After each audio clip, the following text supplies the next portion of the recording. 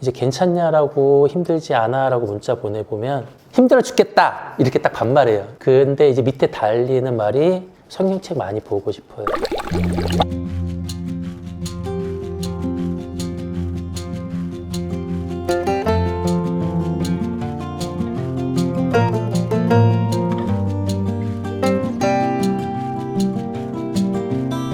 자기소개 부탁드립니다. 네, 안녕하세요. 저는 신촌에서 중국인 유학생과 중국인 이주민들, 화교인들을 대상으로 한국어를 가르치고 또 이렇게 중국어를 가르치는 사역을 하고 있는 한범수 전도사입니다.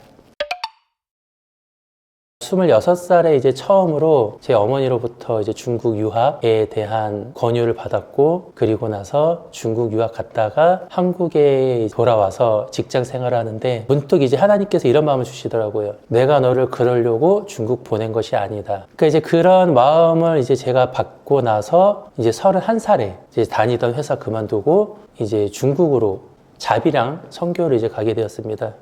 그렇게 이제 자비랑 선교 가서 있다가 이제 뭐 한국어 가르치고 국제학교 교사로까지 이제 생활하게 되었는데, 또 그때 이제 36살 때쯤인가 문득 하나님께서 이제는 네가 여기서 배우고 느낀 것을 가지고 한국으로 이제 들어가라는 그런 마음을 주시더라고요. 그래가지고 이제 한국에 들어오게 되었습니다.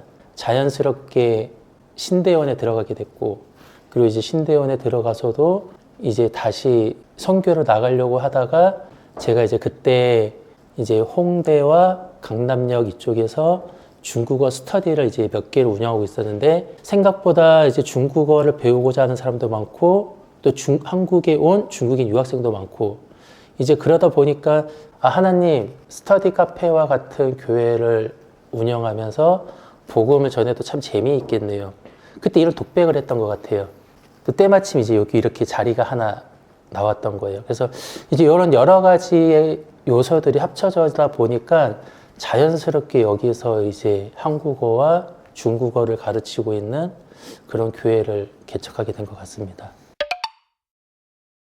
저희 교회가 이제 새 오름 교회인데, 이제 제가 개척을 했다라고 표현하지만 사실은 제가 완전 개척은 하진 않았어요. 뭐냐면 후임 담임자를 구한다는 그런 글을 보고 연락을 했던 건데, 작년 2월 달에 이제 마포지방, 저희 감리교는 이제 지방이라고 하는데 마포지방에 이제 딱 이름만 있다. 그래서 이제 와가지고 부동산 계약해야 되고 이제 이래야 되는 그런 상황에서 제가 온 겁니다. 그래서 전 담임 목사님이 이제 새롭게 오른다라는 이름으로 이제 이 새오름 교회를 지었는데, 이 새오름 교회보다는 저는 조금 더 이 교회에 대해서 이름을 지어준 것이 언약의 소금교회. 조금은 이제 저의 어떤 그 생각과 신앙과 사역이 담긴 이름을 이제 짓고 싶다 보니까 이 언약의 소금, 소금 언약, 이제 이런 이름을 짓게 되었는데, 소금이라는 것이 회복과 치유라는 기능이 있잖아요. 중국에서 한국에 온 중국인 유학생들이 단순히 한국에 와서 한국어만 공부하고 돌아가는 것이 아니라 여기서 이 교회에서 이 공간에서 하나님을 만나고 예수님을 만나서 좀 다시 새롭게 치유받고 꿈과 비전을 발견했으면 좋겠다. 그래서 이제 소금의 언약이라는 이름을 지었고요.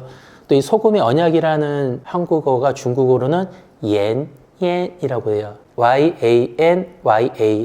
그리고 중국어로 예수님은 당신을 사랑하십니다가 예수 아이니, 이 세 단어의 초성이 또 YAN이에요. 그래서 이 소금의 언약이 말씀으로 치유함을 얻고 예수님은 당신을 사랑하십니다라는 이 두 번의 반복이 들어가 있는 이름이어서 이제 이렇게 지었습니다.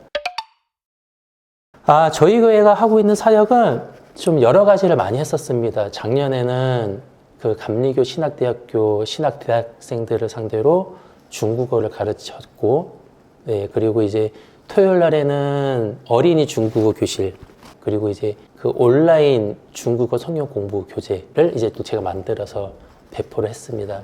그리고 이제 이러한 여러 가지 사역을 지나쳐서 최근에 좀 이렇게 중점적으로 하고 있는 사역이 이제 한국어 어학당. 하나님께서 이제 제가 중국에 있었던 어떤 그런 경험들을 살리게 해주신 것 같아요. 그래서 이 사역을 하면서 정말 이제 초급, 중급, 고급 이렇게 월, 화, 수, 목, 금 오전 오후에 계속해서 한국어를 가르치는 게 메인 사역이고, 네, 이게 지난주에 이제 코로나만 아니었으면 원래는 좀 한 30명 가량이 오기로 했었었는데 코로나 바이러스 때문에 이제 중국인 학생들도 약간은 불안해하고 그래가지고 현재는 이 지역 근처에 있는 대학생들만 한 4명 정도 와서 있고요. 이것이 빨리 넘어가야지 다시 한번 본격적인 사역이 시작될 것 같습니다.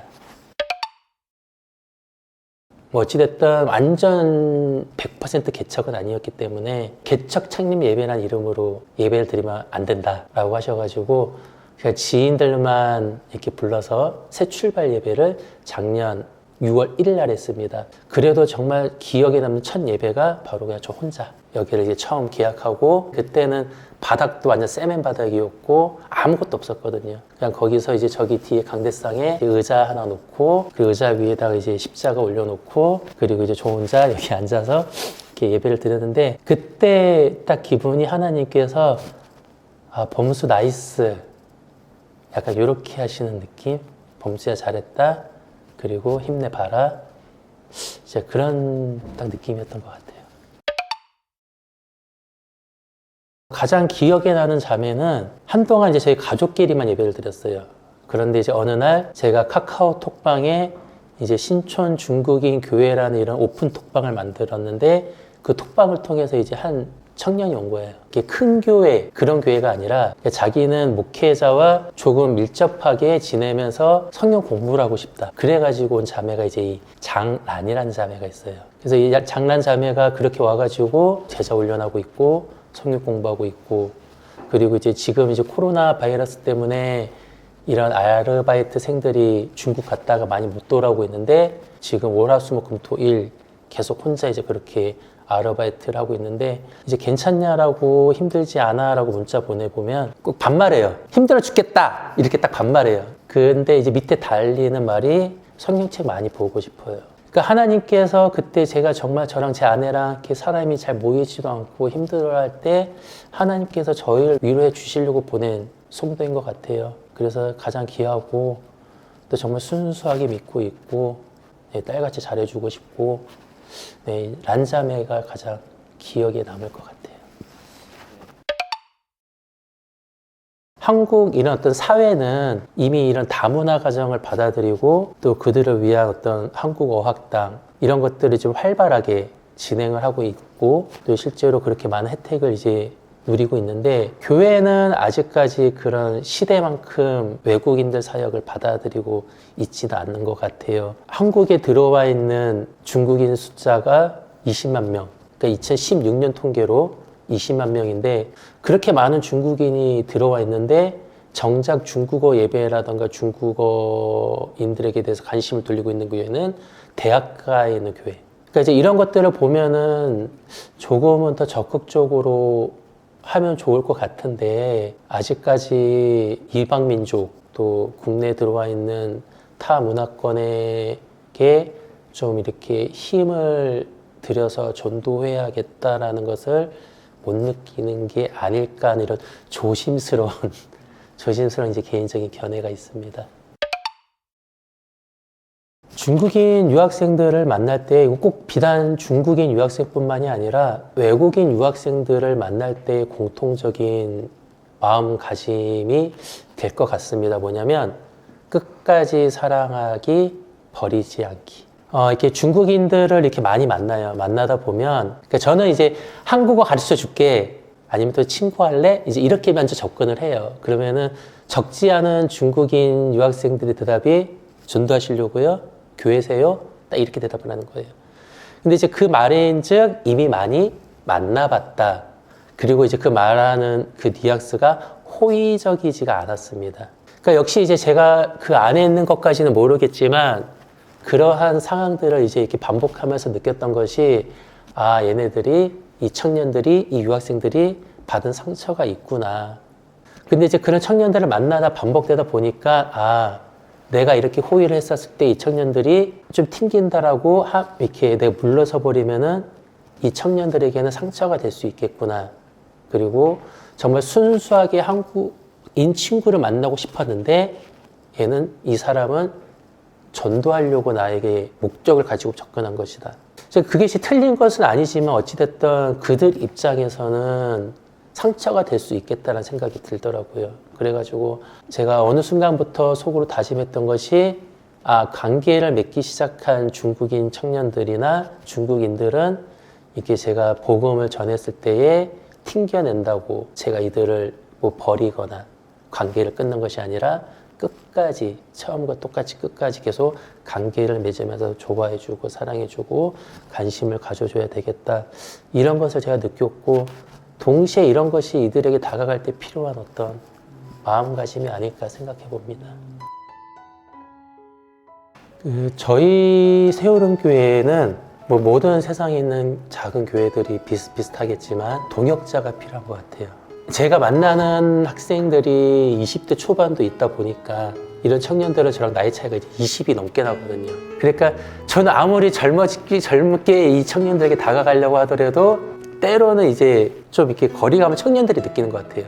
제가 이제 이 어학당을 통해서 앞으로도 계속 수십 명의 중국인들을 계속해서 만나고 한두 번은 분명히 이제 교회로 데리고 오고 이렇게 할 수가 있는데, 이때 같이 맞이해 줄 수 있는 사람이 가장 필요한 것 같아요. 20대 동역자가 딱 한 명만이라도 제발 생겼으면 좋겠다. 이것이 제 가장 큰 기도 제목입니다. 요즘은 이제 좀 많이 주춤해진 것 같긴 하지만, 이제 주변에 혹시 이렇게 중국이나 해외나 이렇게 선교 가겠다고 하고 있는 청년들이나 그런 사람이 있으면 해외로 보내지 마시고 여기 이제 신촌으로 선교 보내주시면 좋을 것 같아요. 주중에도 이제 수십 명의 이 중국인들이 계속해서 와서 보고, 그러니까 언어 한국어로 공부하고 저와 이렇게 교제를 나누고 있는데 할 게 되게 많거든요. 엄청 많거든요. 그리고 주일도 마찬가지고, 이제 저도 평신도 선교사로 한 4년가량 중국에 있었는데 그런 선교지에서 할 수 있는 것 이상의 것을 맛보게 해줄 수가 있기 때문에 그냥 반년, 평생이 아니라 뭐 반년, 1년 정도 이렇게 주변에 나가겠다고 하시는 분들이 있으면 소개시켜 주시면 좋을 것 같습니다.